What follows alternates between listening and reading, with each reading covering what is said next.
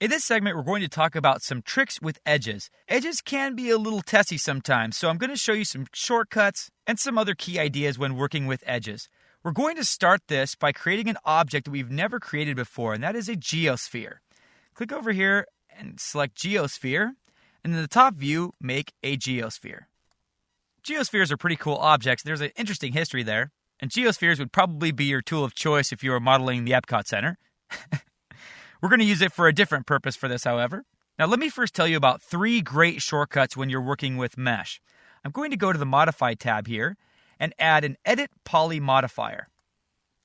We're not going to break this down just yet. And under the Edit Poly Modifier, I'm going to select Polygon.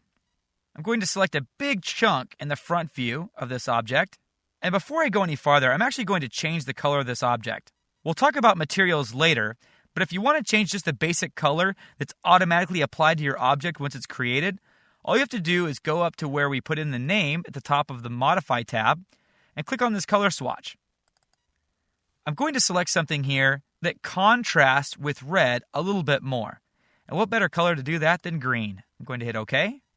Now the first keyboard shortcut I want to show you is the F2 key. The F2 key changes the shading of our selection. So as we hit that, we can still see the red outline around what's selected, but it's not filled in. So hit F2 again, and we see solid red on areas that are selected. Now, I usually like to work in this mode, but sometimes it can be a little tricky. As I zoom in here, this all starts to look like one big red blob. Hitting F2 makes the view of my selection a little bit more precise. So I'm going to hit F2 once more to get back to where we started. Now, we talked about F3 before, and F3 toggles between wireframe view, and as I hit F3, smooth and highlights. Now, typically, new users will have a scene that looks like this. Every single view will be smooth and highlights because it's pretty.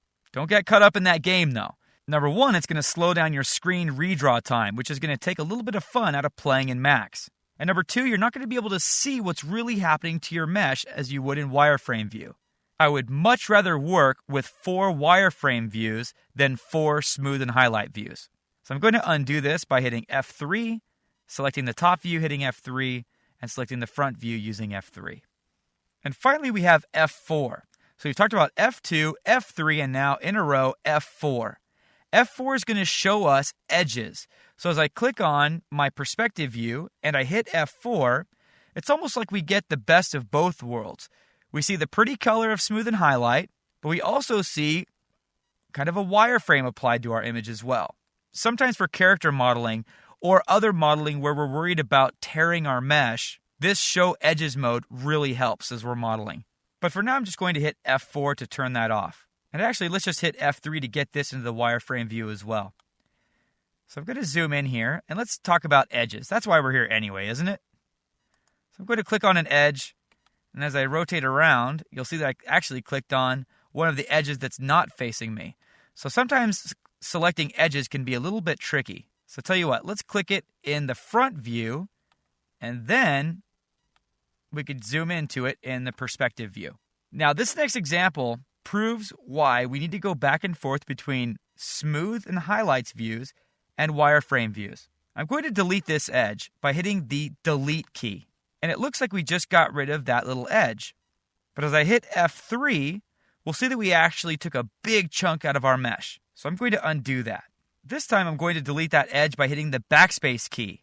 And what that did is it just got rid of that one edge. If I hit F3, it looks the exact same as it did when I hit the delete key, but it really has a very different result. Again, I'm going to hit F3 to get back to smooth and highlights.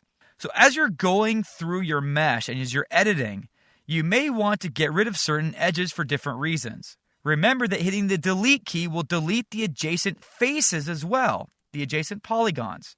But using the backspace key only deletes the edge and keeps the adjacent polygons or faces intact.